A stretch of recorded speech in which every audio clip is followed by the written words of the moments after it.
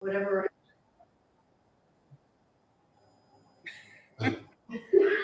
Uh-oh. That was odd. Alexa talking to us? As were the other ones. As I was saying, we're praying in.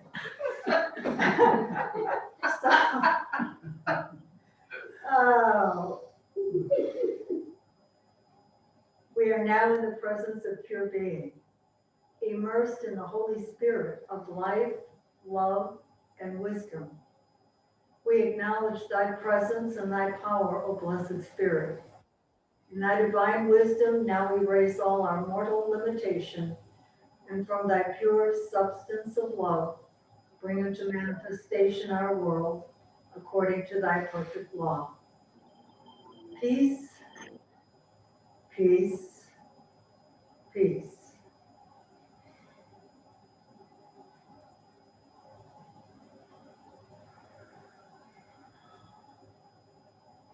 Amen and amen. So that was Charles Fillmore's invocation. I kind of like it, right? It just popped into my head because we all want to be in the presence. We all are, but the awareness of the presence. So anything come up since last week that you want to just put out here in the energy? No? No? Carol did a great job on Sunday, didn't she? Yes, thank you. Okay, then I want to start with scripture today. This is from Revelation 22. Behold, I make all things new. I like that. Behold, I make all things new, including you and I, you and me, babies. So if you were to be made new, what do you envision? If you were to be made new right now, in what way would you like that to happen? Just be physical or mental? Anything. This is Kathy. I'd like to have my body when I was 30. So go back to new like that. Yeah. I would say arthritis be gone. You would what? I want my arthritis to be gone. Oh, right. It's going right now. It's going. Gone. Anybody else? Made new. How would you like? Pure love. Pure love. Ah, yes. Yes. Made new. I don't know. I'm thinking maybe for me it would be, I don't know, not so much new maybe as expansion. Like expand the light in me. This morning I was listening to, and you know, one of my favorite teachings is the 12 powers. Because I think that's 21st century spirituality as far as I'm concerned. Although Fillmore wrote about it way back when, it really is ancient wisdom. It's not brand new, but the 12 and to put a focus on that. So when I think made new, I think, well, maybe, expansion of the light in me, of wisdom, of love, of order, strength, all of them. Anybody online want to comment? Nope. This is Eileen. Like whoever said there, I'd like the new body, but I'd still like to have the wisdom I have now. You would like to have the wisdom you have now? Yes. Yes, but the body of 25. Amen. Amen. Well, I think, I think we can youth. I mean, if we really are, I believe, if I'm consistent about health, spiritual and health practices, I at least pause where I'm at today. And look where we are today compared to where our grandparents were Yes, at this time, yes. I mean, we do have a new normal, don't we? Absolutely. Okay, so let's look at this. Would you read this, Darlene? This is a period of, Okay, this is a period for allowing ourselves to rejoice in the past that brought us to this point, as well as to revel in the possibilities. yeah, so we were just talking about possibilities, right? Revel in the possibilities. I like to think about that. It's good energy, isn't it, to think about a possibility, a positive possibility, that is. And I think we've talked about it in the past, that every journey we've been through, every challenge has made us the people we are today. Yeah. And if we can look back and look at the positive that has happened. Yeah. That's And joy. see that we overcame. Absolutely. And see that we became better, not bitter. Mm-hmm. That's no small thing, because we've all had our challenges, right? And to be here today studying spiritual things and spiritual ideas is quite a feat.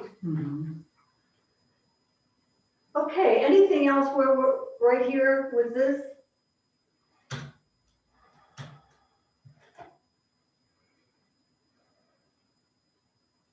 Okay. What possibilities do you see? Anyone want to comment there? What possibilities do you see?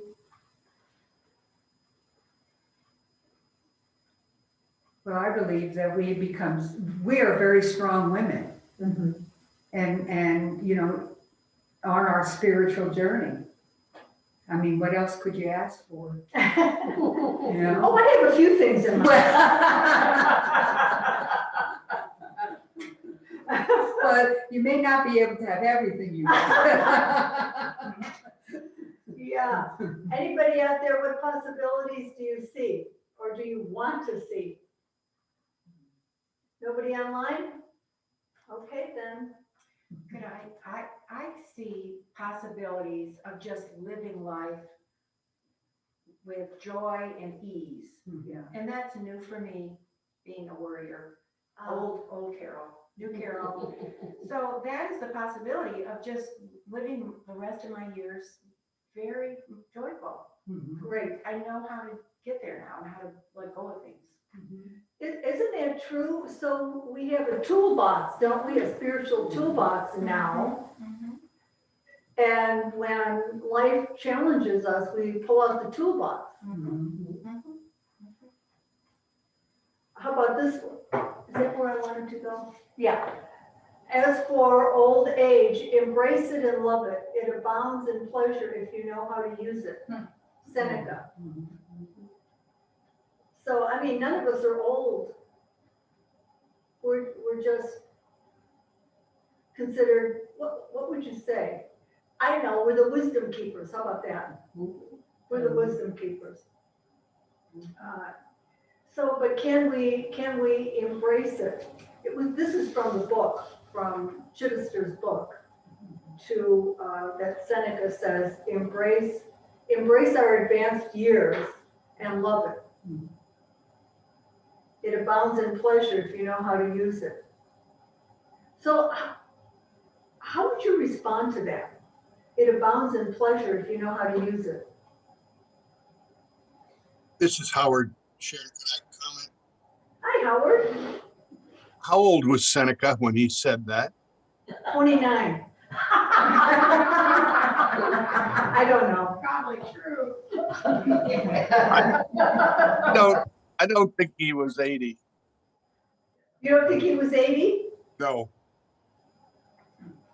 I No, don't know. How could he say it abounds in pleasure if you know how to use it? Don't you think he was using it? Yeah, that's something I would have said when I was in my 40s too. Yes. Okay, well, let's keep thinking here. Put on your creative thinking cap. Billy? Well, Loud and clear. when I first started in Unity years ago, Unity Phoenix, we had a bookstore manager who was in her 80s over that, and she'd been in Unity pretty much her whole life, right? And I went in to volunteer one day, and she said, she was kind of holding her back a little bit, and she goes, oh. And Deepak Chopra had just come out with that book, Ageless Body, Timeless Mind, or whatever. She goes, you know, Deepak might think that it's, you know, ageless body, timeless mind, or whatever. She says, but my body doesn't always know that in the morning. and it shocked me when she said that, because she was so vibrantly alive all the time, you know, and now I know what she was talking about. You know, sometimes in the morning, my body doesn't quite get it yet, you know, until I'm up and about a while. But the pleasure in it is I know that after I'm up, it's gonna get better and better as the day goes on, so. Okay, so I hope, did you all hear what Billy said? Y'all online? Okay, great. I just want to make a comment to Howard. Seneca died at 92, so he got to be a wise old man. Thank you for checking that, Ted. You know, honestly, and Charles Fillmore, our co-founder, lived into his 90s, and I think he was in his 90s when he said, I fairly sizzle with zeal and enthusiasm, and I spring forward with a mighty faith to do the things that ought to be done by me. Wow. He was 92. 92 when he said that. Well, my thought about this is that not all of us are Fillmore or Seneca. You know, we have different health issues, different things going on. But I derive pleasure just in the beingness and in the capacities that I do have. And I believe in reincarnation, and whatever doesn't get done here is going to get done next time. And just Deepak, I saw him on TV the other day. He was always my guru. I mean, other people had crush on movie stars. He was so hunkish when he was young. He is looking very old, you guys, very old. But I still love him. I mean, I love his heart, and I love his wisdom. You know, I think I listened to Person or the Intellect when I was like 25 or something. It was like he's always had so much to offer. But anyhow, that word pleasure, for me, I would translate it to your beginning when it was peace, peace, peace. Yeah. You know, for me, there's pleasure in peace. We can't hear you online. Pardon? We can't hear online. She's gonna have to talk louder. Yeah, okay, I'll try to repeat it if it sounds soft. But Diane was saying, well, a few things about, we're not all Seneca and we're not all Fillmore. And Deepak, she's talking about Deepak as well. But I think the point was to find pleasure. We're still capacitated to find pleasure, no matter how old we are, if we choose to. So Diane was saying, you know, she finds a lot of pleasure in peace, being at peace. The last thing I'd like to add, can you guys hear me? If I shout, I can come up too. Can you hear? Yeah. Okay.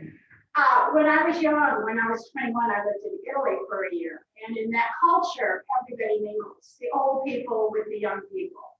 And so for me, a lot of this ageism is about our country. I mean, if you think about it, life is a blip of an eye.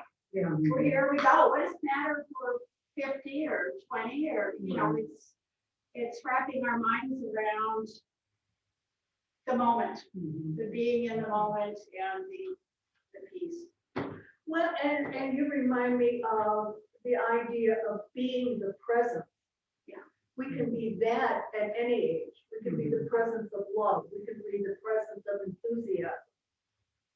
Because we have it all in us, right? And because God's in us, and God is the very idea, the very creative principle of enthusiasm, which comes out of the poem of zeal. Okay, we'll move on. I was gonna say, I also like the words there, it abounds in pleasure, because there's so much that kept us from doing and being when we were younger, that as we get older, we realize, you know, if I don't want to invite people over. I don't. You know, where maybe I felt like I had to when I was younger, you know. So more freedom. It's more freedom, yes. Yeah. You become more yourself. Jane? My background was, what will people think? Never, what do you think? Yes. But people now know what I think.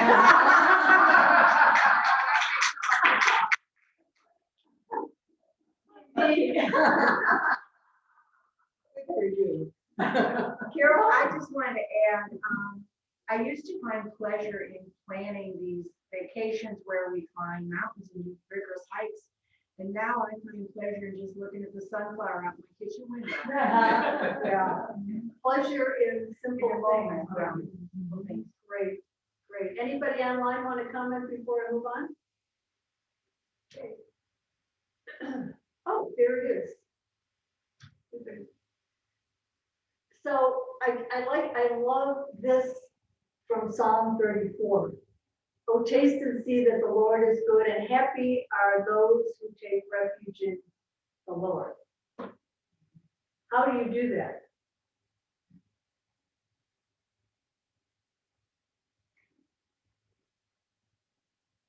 For me, it's knowing that he's always within me.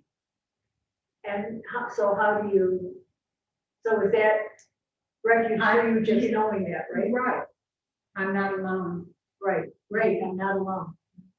Well, how do you take refuge in the Lord? This Through is meditation. Kathy. Meditation. Through meditation, indeed. That's what I was going to say.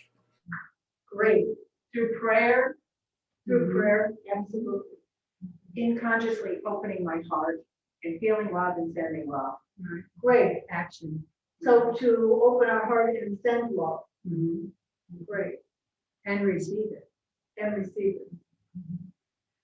When I was up in San Francisco, I used to go to, what's it called? Spirit Center. It's Jack Cornfield's place up in Marin County.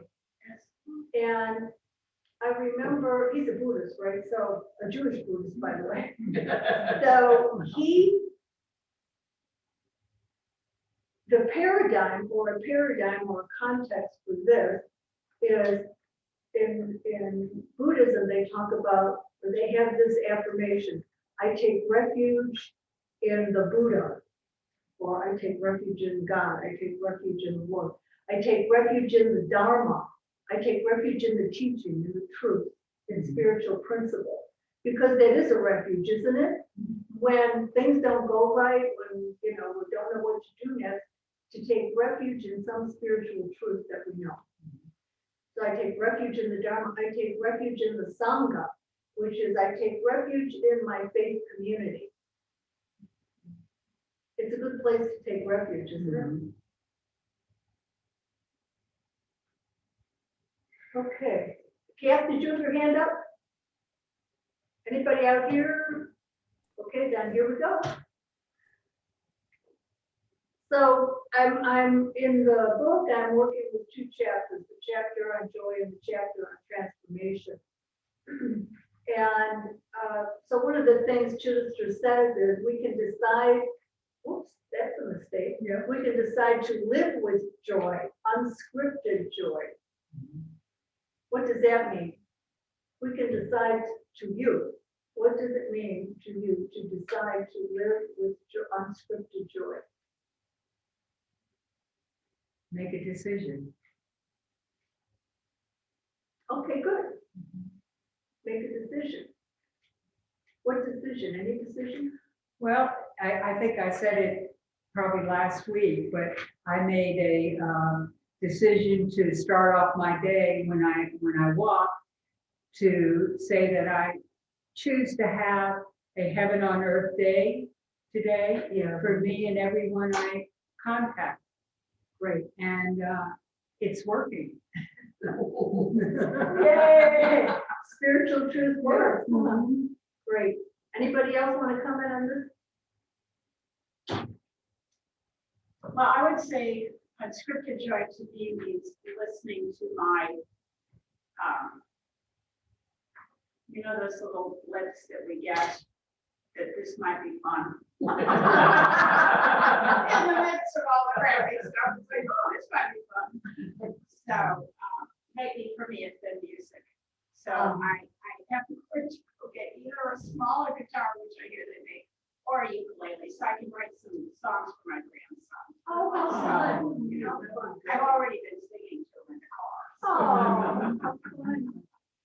So unscripted joy, just finding fun in the moment, like intuitively, and music. Yeah. To me, it's feeling gratitude for what happens. Great. Yes, unscripted joy, feeling gratitude. Howard? To me, unscripted joy means that it's not planned. It's spontaneous. We don't go out in life saying, okay, I'm going to have a joyful moment over here and the rest of this is all prep. You go out and enjoy everything, the little surprises that come at you. It's not planned. It's not scripted. It's just a spontaneous thing. Yeah, spontaneous, like being present in the moment, right? That you can appreciate whatever's going on in the moment. Great. Anybody else? Okay. Here's that teddy bear again. Oh, that's cute. Love that teddy bear. So this also, she offers this idea. The last quarter of life, and we've talked about this a bit, offers a new normal. And I put this stuff in dance classes, golfing, because that's what I'm interested in. Even as reading glasses go up in number.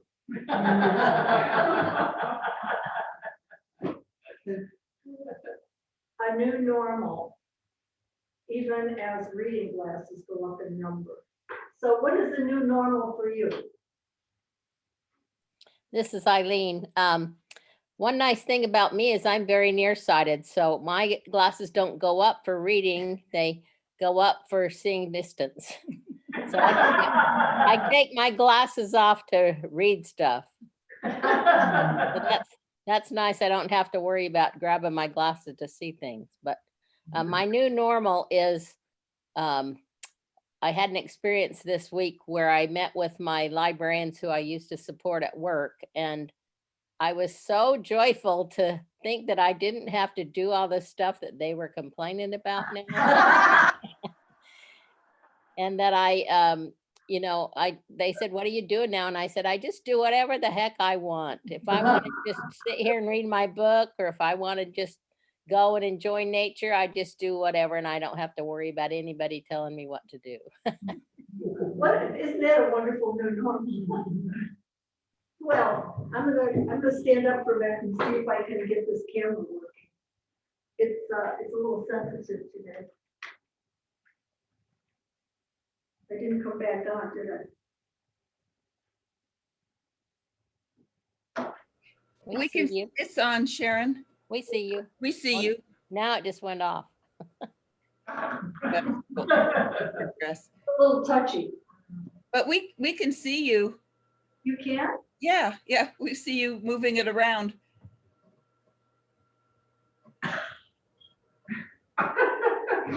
Don't you Love technology. It's magic. Can you see me now? Yeah. When you look at your picture, you don't see yourself? No. How weird. No, you're visible to us. Oh, good. Well, that's all that matters. I don't have to see myself. Okay, any other comments on what is a new normal for you? I have one. I've thrown out my vanity. I have gray hair. What did you throw out? My vanity. I don't wear makeup anymore. I have gray hair. My vanity. I used to spend an hour getting ready in the morning, and now I spend 5 minutes. I like it. Your natural beauty. Anyone else? New normal. Carol? I stopped coloring my hair. You stopped coloring your I hair. stopped coloring it when I retired, and it's so much easier to take care of. And I'm reading a lot. I didn't used to be a reader, but I get online and I reserve all these books in the library. Every time I hear about a new book, I reserve it. And then I can just pick it up at the library. And sometimes I read a few pages that nope. But I am reading a lot more variety, nonfiction, fiction, and I'm really enjoying it. With my cat on the lap. Oh, great. More reading. Anybody else? Any online comment? New normal. Yeah. You know what? My doggy, my Cleo is a new normal. I haven't had a pet in many years, but I had cats for a number of years.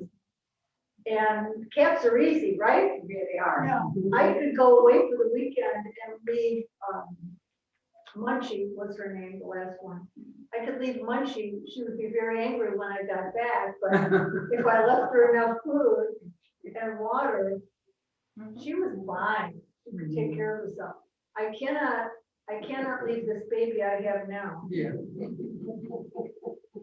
And what I have noticed is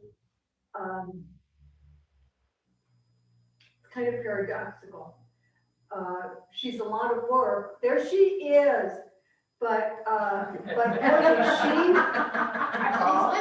She's a lover. who could not love that baby? She is all love. And so I'm so thrilled because I've been single for many, many years. And I have this baby now that I can just love on. Yeah, I kiss her all the time and hug her, and it's good for our health. I mean, I feel like it's good for mine. Maybe it'll make me 39 again. Okay, anybody else on a new normal? All right then. What do you consider a major task at this time in your life? Never mind, don't tell me getting up in the morning. You know, this goes along with what you just clicked off, because for me, patience has always been a stumbling block for me, okay? And it seems to me that it's getting better and better. Oh, great. You know, so I'm, great. you know, especially in, you know, taking care of someone else and so forth. So, I mean, I feel very much at peace. Isn't that great? So that's a new normal, right? That's a new normal This for me. patience Right. and peace. Great. So what would be a major task at this time in your life? For me, I would say keeping myself healthy. Great, great. Anybody online, a major task?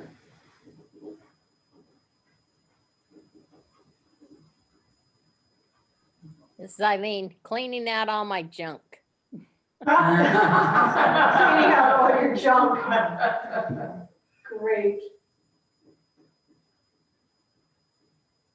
Well, I lost another friend yesterday. So for me, she's not a deep friend, but a lady I like very much.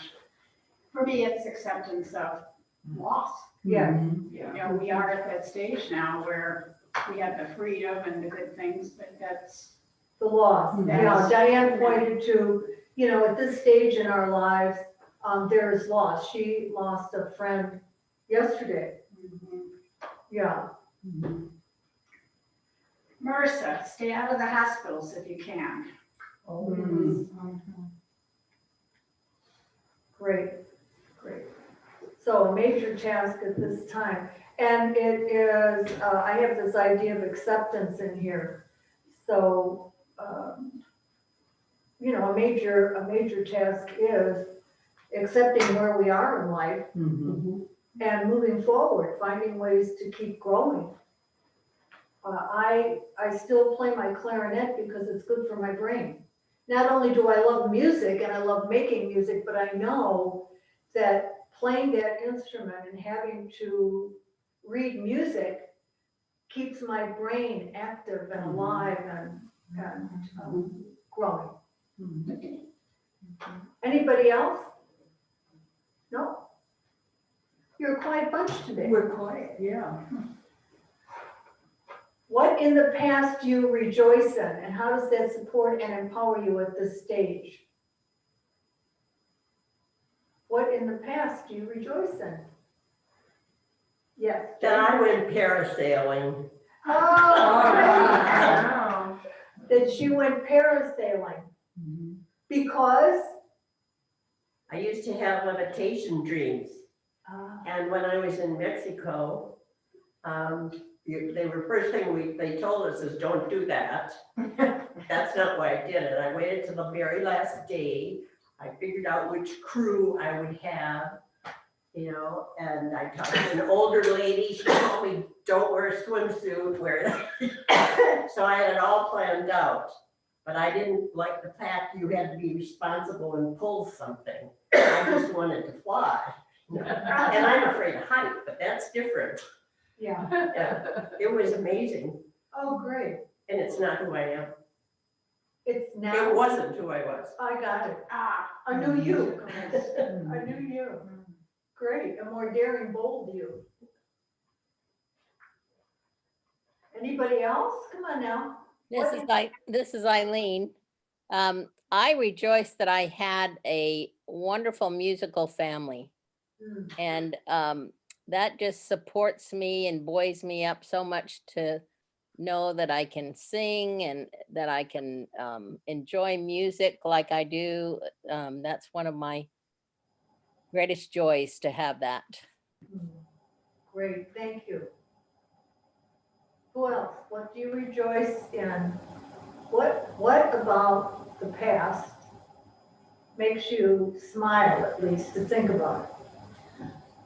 Well, for me, it's, I struggled a lot in school when I first started.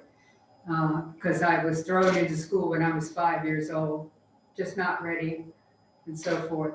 So that always affected me, but I always overcame things. I was always striving forward and knowing that I could do it. And so I think that I know now that whatever comes my way, I will get through it. Great, great. Great. Now, it doesn't mean I don't have some times under the waves, but, you know, but I'll always get up above the wave. Right, got it. Yeah. Thank you. I have something. Thank you. Alva, what?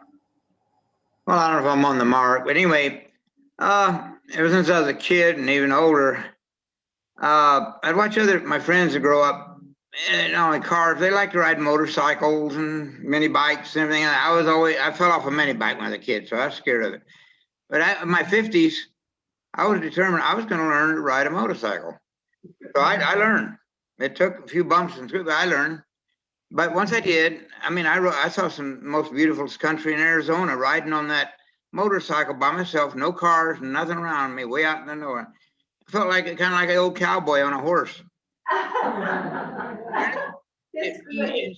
inspired me inside that I can look, you know, I mean, some beautiful valleys way off, no cars are even on, but, you know, and I don't ride anymore. My arthritis got pretty bad, but I did that. I was always scared of it, but when I was 50s, I said, I'm going to do it. And I went. And I always have that to remember, though. That's right, that's right. And you know, I believe that it's not about living in the past, but it is about every time we rejoice, the energy is life-giving. The energy of joy is life-giving. And so to rejoice in some of the fun things from past days is good for our health. How does that support and empower you at this stage? It's good for our health. It creates grooves in our consciousness, and it transforms our consciousness. So every groove of joy almost erases something that we just assumed erased, right? Whatever it might be. That's what we talk when we're transforming consciousness. We're creating a whole new energy system, a whole new, a clean hard drive, so to speak. This is Betty. Yeah. I do have something to say there, but I also want to say to Alva that my cousin was a motorcycle rider. When we went to visit him, he was saying how much he enjoyed riding through Arizona. He could smell the pines and so forth and so on.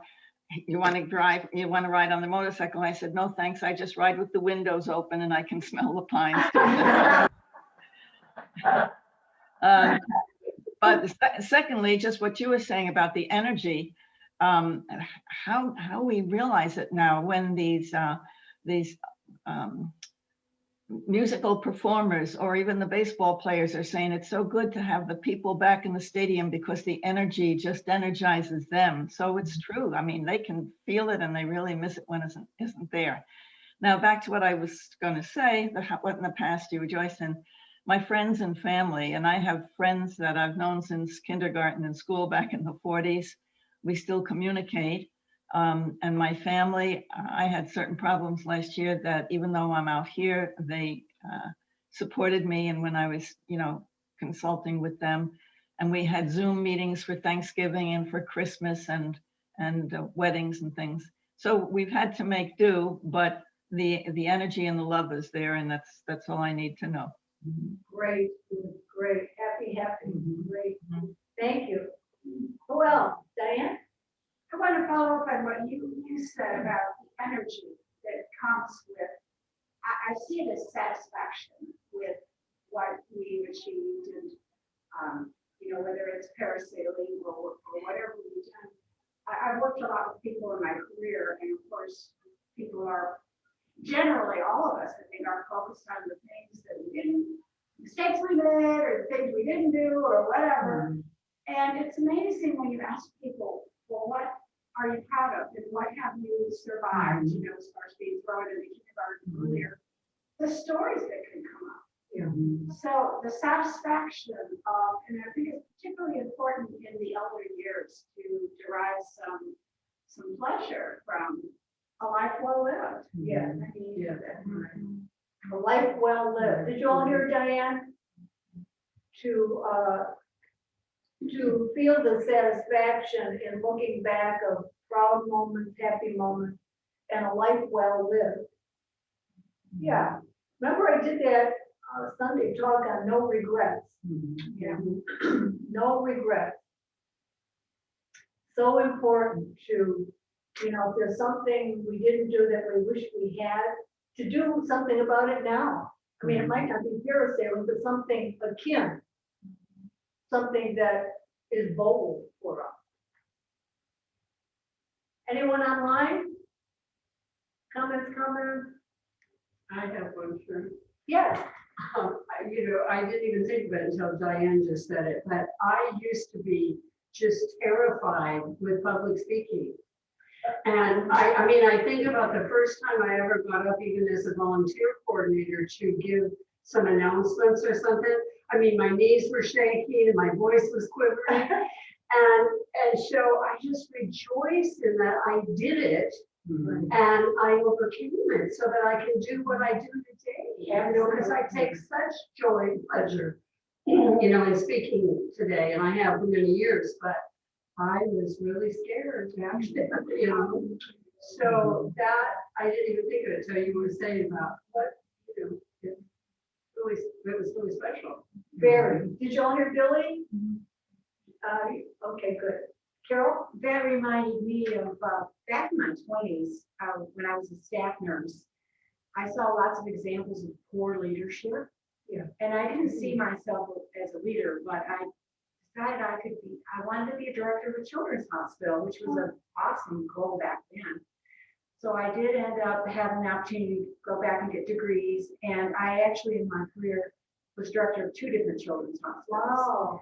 And I'm proud of the fact that I think I created a culture of patient safety and of staff caring for each other, working as a team.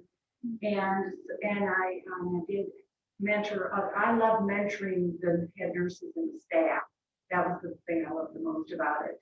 So I'm really proud of that. And I have my husband just asked me this morning, he said, do you need this? And we're putting up pictures and rearranging them. And he said, do you still need this in my den? I said, yes, that's special to me. My team gave me this, was things cut out of a magazine with pictures, and it had words like, you know, compassionate, you know, leader, you know, qualities that they felt were described me. And it's very important. It's very precious to me. Very precious, very precious. Oh, very, very precious. Yeah, thank you. Anybody online?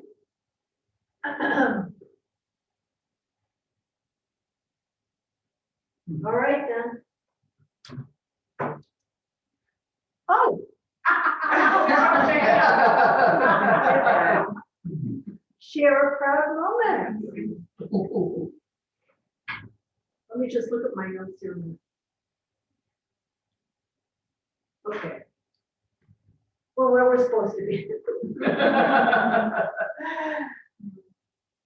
Yeah. I was gonna say, hope I'm not talking too much, but with all the struggles I had going into school and so forth, it helped me become a very effective teacher and counselor, because my focus was on helping kids feel good about themselves and realizing that we all learn differently, and that's okay. So I had 37 years of doing that, and I'm very proud of that. Yes, knowing that you came from a place of maybe not enough, maybe struggle, and used it to help others. I've shared this before, I think in another class, that when I was in San Francisco, I was in what's called talking circles. And Lee Glickstein started them because he was so scared of speaking up. And I'll never forget what he said one day, and it's pretty scriptural, but the wording is not scriptural. So he said, God takes our greatest weakness and turns it into our greatest strength, for which the world, he turns it into our greatest strength, which becomes our greatest asset, for which the world rewards us richly. Yes. So, more proud moments. Joy. Yes. Why I'm not So speaking. glad to see you. You were on vacation. I for a while. well sort of.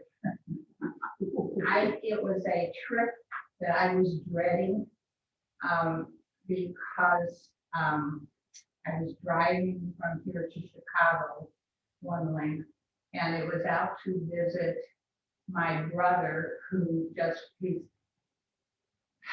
got the, what is it in the service, anyway, the disease you get when you've been in the PTSD. He has that. He takes 15 prescriptions per day.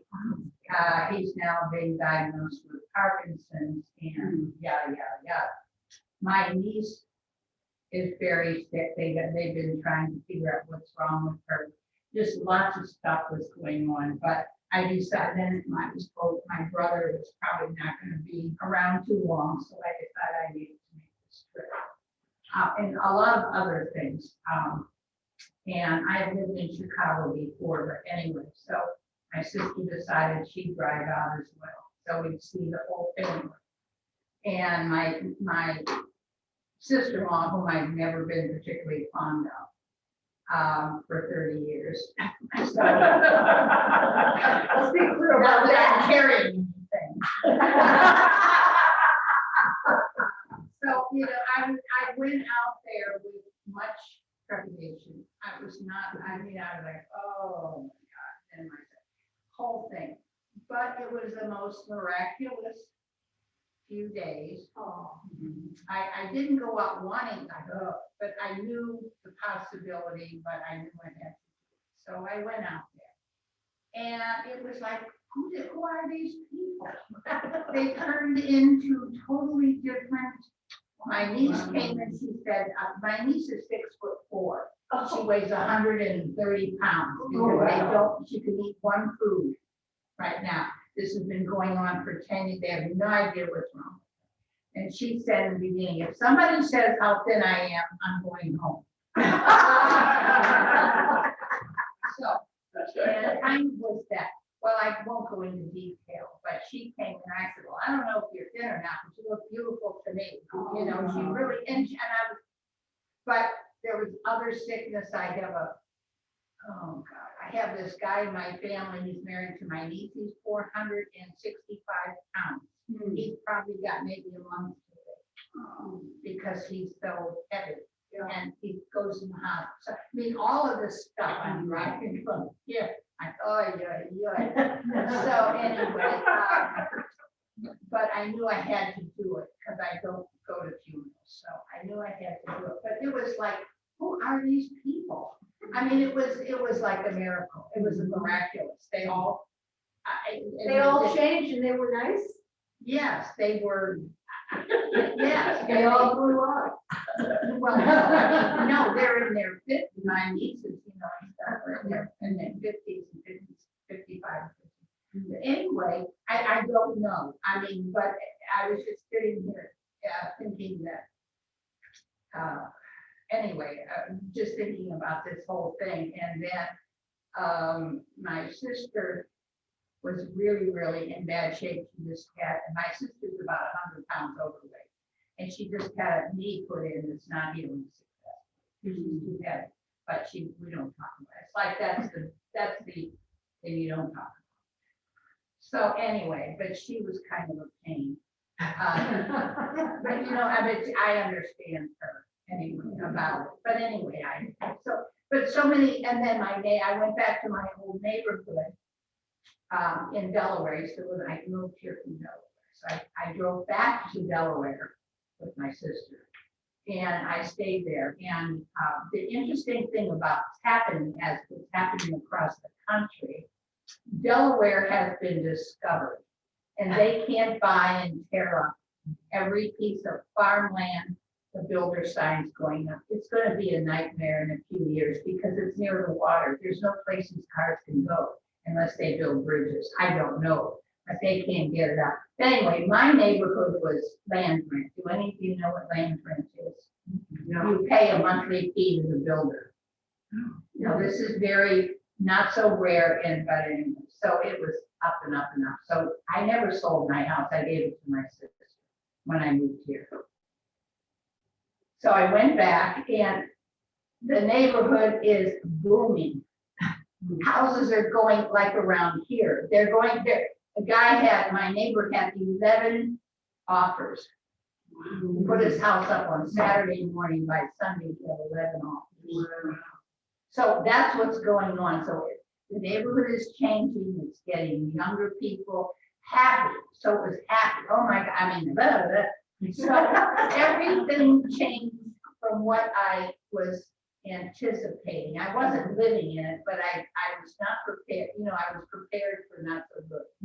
So, and you got so good. It truly was a miracle. Nothing I had to do with it, but just things changed. And it's like, wow, it was so good. My neighbors were happy to see my old neighbors. I saw them. I was able to say goodbye to them, you know, because they were moving and stuff.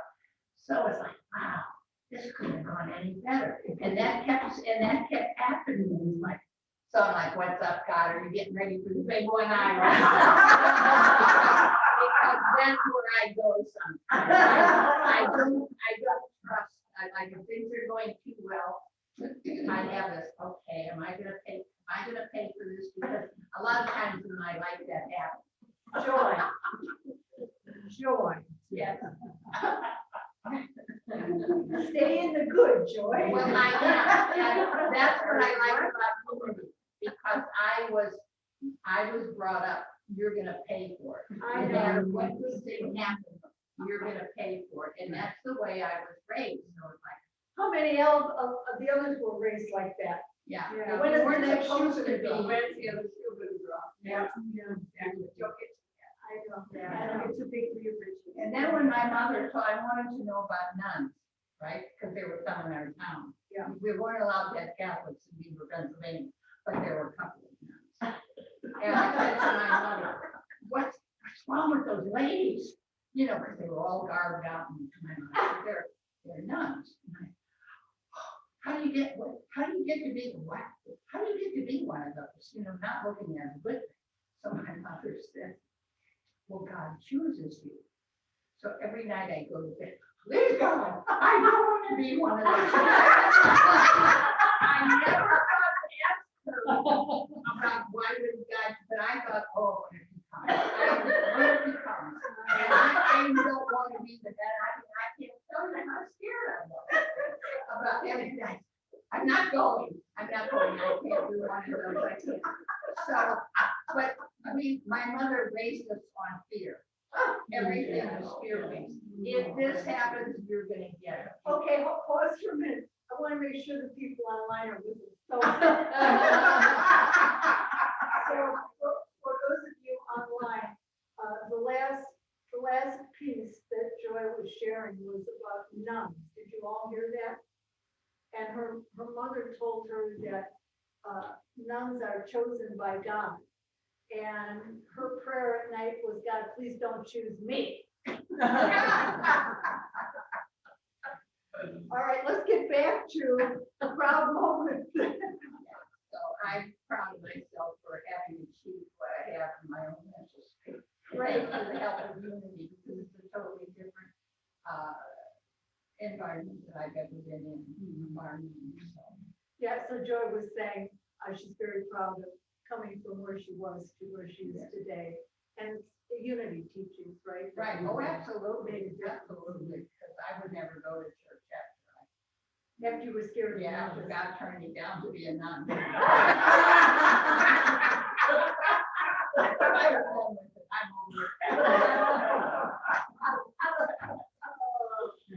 Okay, out there, anybody out there on the out there in the ethers want to share a proud moment? This- Howard, are you there? How about a proud moment, Howard Fisher?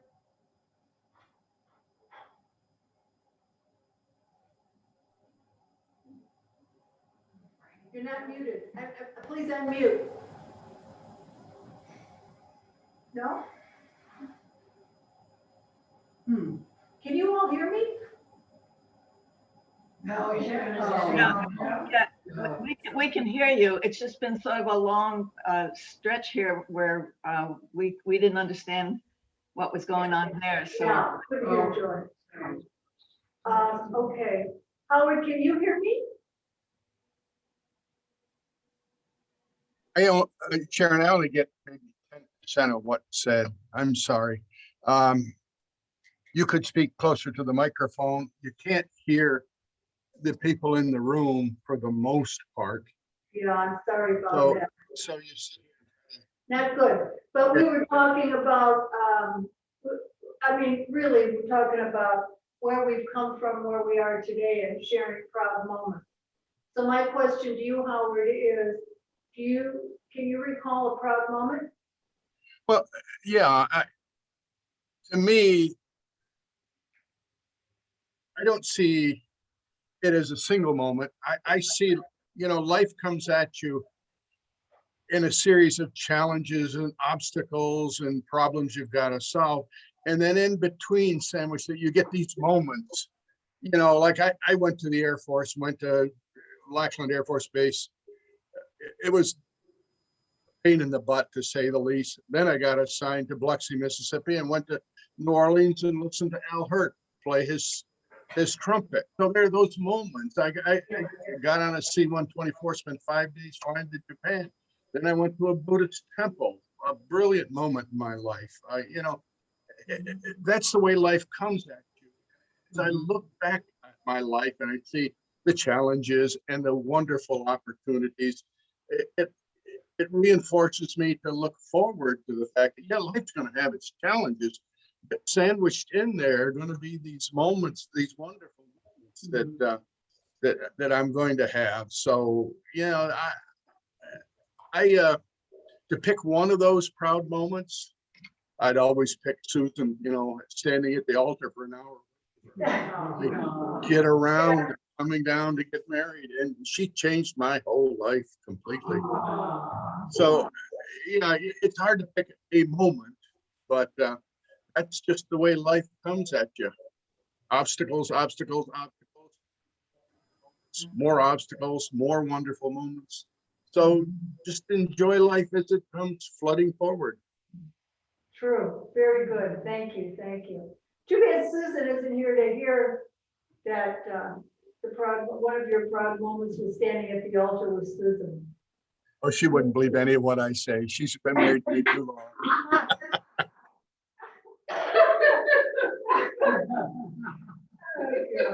All right, moving along here. So how about this one? I will read it. Our spiritual obligation is to age well so that others who meet us have the courage, the spiritual depth to do the same. So be it. How do we age well?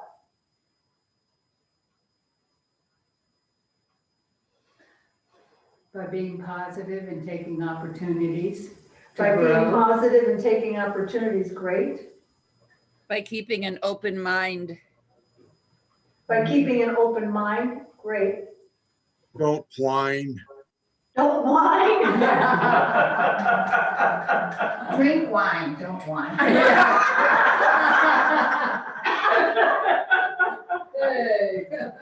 Joy said, drink wine, don't whine. Who else? How do we age well? So that our kids, our friends, our family look at our lives, look at us and how we're living, and are encouraged.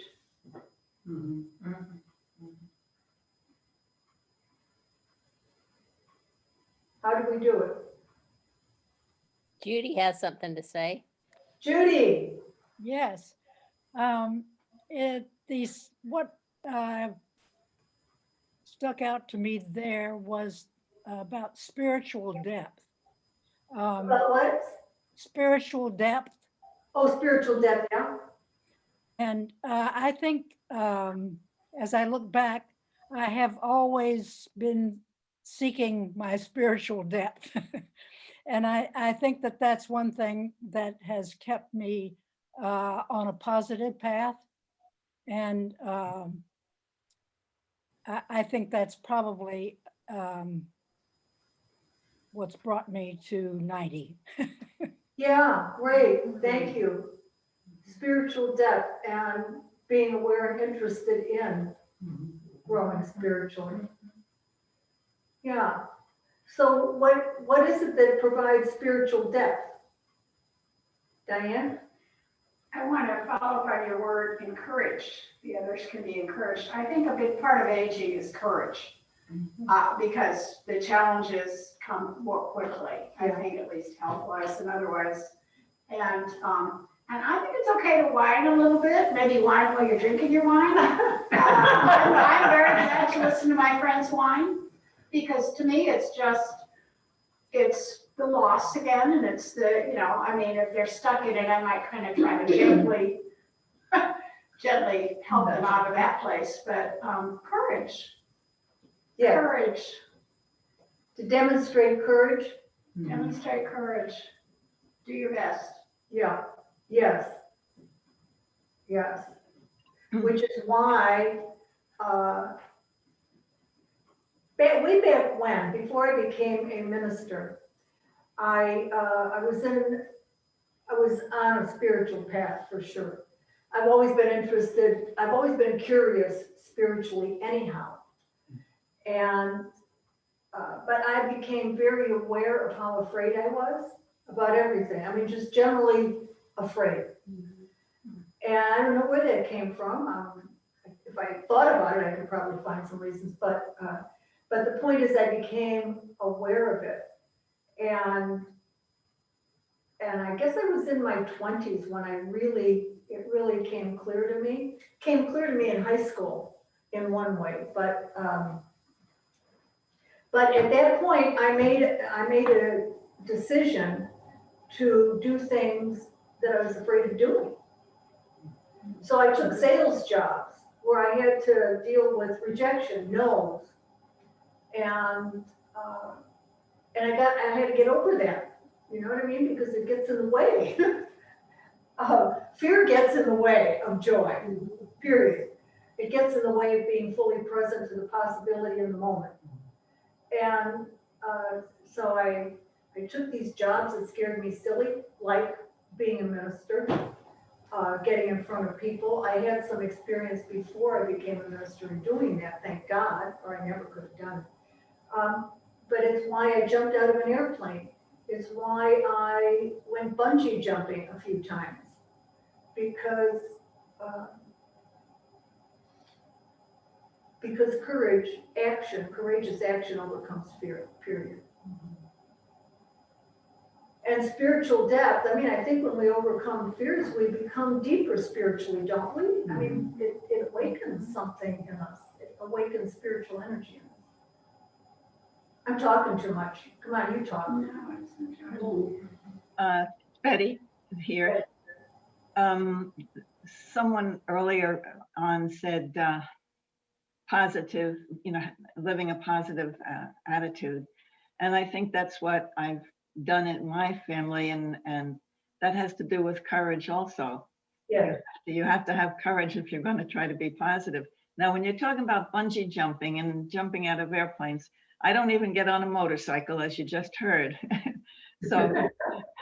So I don't have the courage for that, but I had the courage when my husband was dying with Alzheimer's to care for him and be with him, and the courage then to go back to college when I was 40 years old with a Lady Clairol scholarship so that I could get a career.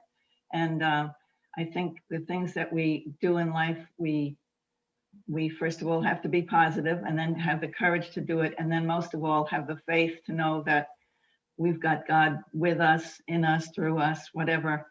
And so even with my family, who might still be in a traditional religion, or other people that I know who have no religious faith at all, they, I think, how can I say, before, when the previous slide said, what are you proud of? I don't think of anything that I'm proud of. You know what I'm saying? Maybe that's because we're always taught to be humble, so you don't go around bragging. But I think I'm proud of the fact that I have always exhibited faith in the darkest situations, knowing that it was going to be all right. I don't go around preaching it to anybody, but I just go through it. And I think a lot of people in this group here are like that too. So great. Thank you. Yeah. Yeah. Okay. Thank you all so far. Really? I just was, when I moved here, I really didn't know anything about Sun City West except it was old people. And that's where I felt I belonged. So I moved here, and I'm very, very surprised. So I guess surprised is the word. I find that when the people that I've met and the friends that I've met, it's because we don't have history. And we all know we got to do the best we can, because this is all that's left. Yeah. And so we don't hear all the yen that I used to hear. I mean, it's no matter what, well, I'm going to be okay. Or, I mean, I was fortunate this past year, I didn't slow my activities down at all. We still played cards. The same people we played at each other's house, mainly because one of the ladies that we were with, her husband was dying, and we were like a support group because she brought him home. And we went shopping, we did all these, took trips, mainly to keep her from losing her mind, sort of. And I thought, this is actually pretty good, because it wouldn't have happened had I been in a regular community. But the fact that we're all 55, 65, 75, 85, and I have a friend that plays cards with us at 91.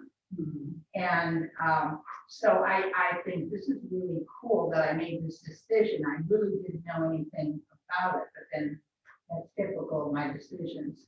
So I find that, and I guess you would find that true, that the people, the fact we can sit around and talk about things and our accomplishments, and it's not age related at all. There is no age to me with people out here. So I don't know if you all online heard that, but Betty, Joy was talking about when she moved to Sun City West, and it was people who were pretty much in the same situation, the same age group.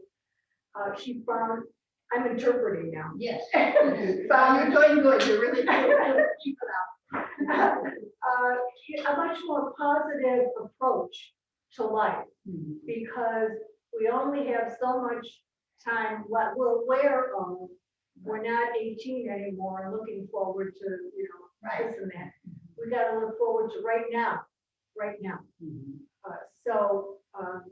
And there's great joy and peace in that, and dealing with things from a positive attitude, like enjoy what we have. Right, and the unity, I didn't even know what unity was when I moved here. So I'm like, oh, this, and it just, And unity is making a very positive difference in It Georgia. is, and the people that I know as well, I'm hearing all of the stories. You would hear that, I don't think in a typical church maybe, but I credit all of you with. Joy is giving us all credit for keeping the energy positive. Right, there you go. Indeed, yeah, it is. It really is. Thank you. Anyone want to comment on how are you different today than you were maybe 10 or 15 years ago? This is Kathy. Mine isn't a positive thing. Mine's kind of a negative thing. I'm kind of opposite of what you were describing for yourself. When you were young, you were frightened. When I was young, I wasn't afraid of anything. I would just jump in and just do whatever. And I was foolish because but I always thought I can recover. If this is a mistake, no big deal. And it's been just the past 10 years where I'm starting to develop fear, because I don't have a long time to recover when I make big mistakes. And even Greg pointed out, you've become really fearful. Like, I'm afraid of driving. I'm afraid of things that I've never been afraid of before in my life. And it's just been strange facing these fears or dealing with them. Yes, it is. That's not how I know you. I'm going to do a healing on you. Take that fear away. I'm going to take you bungee jumping. And now I've done that, but I wouldn't do it now. I used to ski, but I wouldn't ski now. Well, you're an overcomer. Hmm? I know. What's on the other side of the coin of fear? Love. We know there are two sides to every coin, right? What's on the other side of the coin of fear? Faith. Courage. Faith. Courage, faith. Billy? I think that in the last maybe 10 years, I'm different because I'm more real.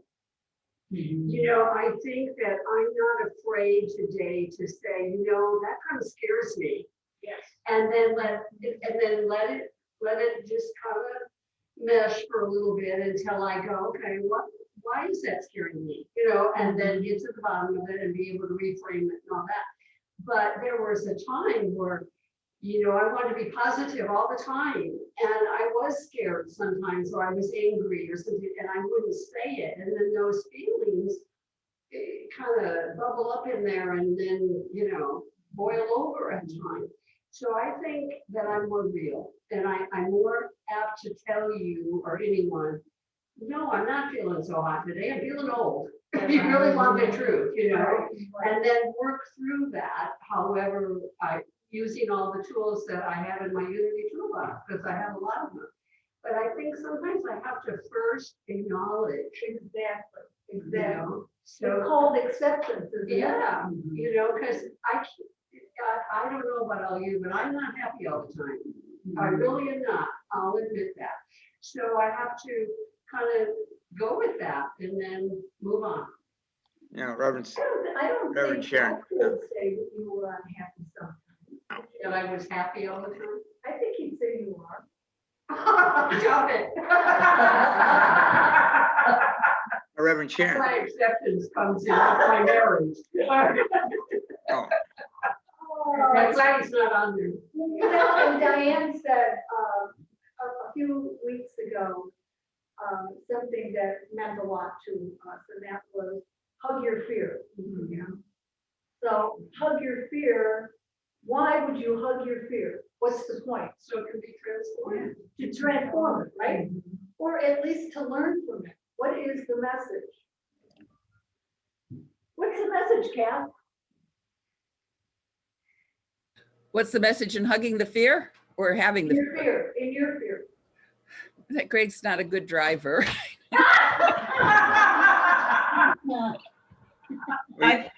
This is Betty. Kathy, I think that the opposite of fear for you is wisdom. I wouldn't go jumping, bungee jumping now either. So it's Reverend Sharon. Something to say. I'm so glad I'm provocative right now. Reverend Sharon. Yeah. Oh, I was just gonna say, a while ago, when you said, what is the opposite side of the coin of fear? It made me think, you know, a lot of individuals who were awarded for bravery in the military, they often say that they were so scared of dying that they charged into it to stop it. Just like a fire, you know, you're scared of a child dying, so you scared of the fire, but you charge in there because you don't want it. It's more fear. So you know, so we call it bravery, and it is. There's a saying that there are no extraordinary people, just ordinary people facing extraordinary situations. Amen. Amen. I think Mother Teresa said that too. Extraordinary people doing extraordinary things. Exactly, heroes. Diane? Well, I love what you said, Billy. I think that is so true that our test, my test is to get authentic, because, you know, we can have these things going on at the same time, fear and courage and, you know, anger and all the different feelings. And for me, I don't like to drive. But when I found the gift in it, I do. I make myself drive because I want to get places. But there's also a lot of people that love to drive. So there, you know, it's like, I personally don't know why we need to force ourselves to be so courageous about it. I mean, for me, it's important to keep learning. Yeah. You said last week, beacon of hope, and I've stored that in my head because, you know, being a beacon of hope and moving away from fear is a journey that I'm on. But at the same time, I mean, life is to enjoy. And if we have to be constantly positive and, you know, stuff it all down, that doesn't sound very enjoyable. No, stuffing it isn't good. No, it's not good. That's why so many people are drinking too much wine. So they can wine. what did she say? What did she say? I think Diane just said, sometimes it's good to drink a little, sometimes people drink a little, you say it. Sometimes people drink a little too much wine to escape their fears or their whatever. I mean, if we don't allow our fear or anger or whatever, we find other ways to cope. Yeah. Whether it's, you know, wine or whether it's something else, you know. So there's I happen to be I've been in 12-step programs for probably over 40 years, and in one or another of them, and there's the practice of the 12 steps, but they're spiritual principles that are not unique to 12-step program. And there's a fearless and thorough moral inventory. And then after you've admitted mistakes, what you're afraid of, what you've done, resentments, all of that, you clean your house, and then you clean your side of the sidewalk with people. And then you take an inventory every night. So it's not about being positive all the time. It's about being honest and truthful all the time with yourself, first and foremost, and then with others. And for me, it just goes back to that acceptance thing. In Alcoholics Anonymous, and I did try wine to cover my fear too much.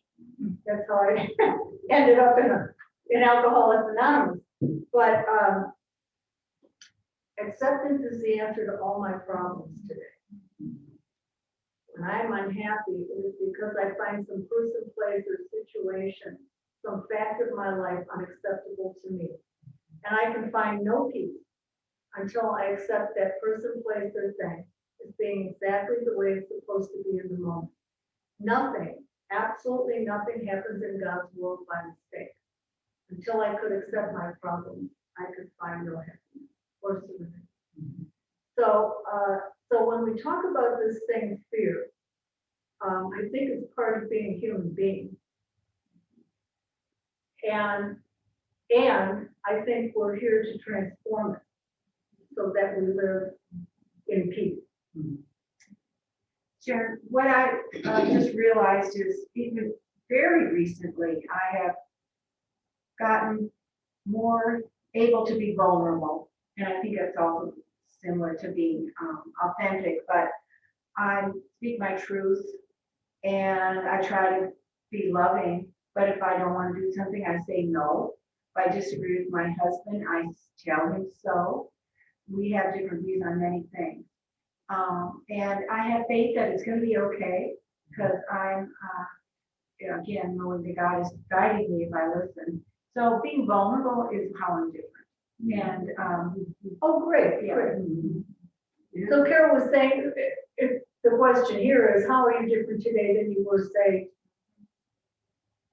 10 years ago? And it's being vulnerable, which is being truthful. Being truthful. Right? And real. About how you are in the moment. Anybody out there want to comment? I was just gonna say that the other thing that I think that I'm different now is that I'm more conscious. I'm more conscious of my thoughts and what kind of things I bring in by having stinking thinking. And so I'm really trying really hard to be aware of all of those thoughts and the kinds of things that and energy that I'm putting out to others and to the universe. Isn't that a great gift? Yeah. Yeah. Yeah. And just to confirm what Eileen said, I think I'm now more aware that I'm aware. Yeah. Yeah, true. True. I remember way back when I was learning about acceptance, I discovered that until I accepted something, there was no change going to happen, right? I was stuck where I was, fighting it, resisting. And what we resist persists.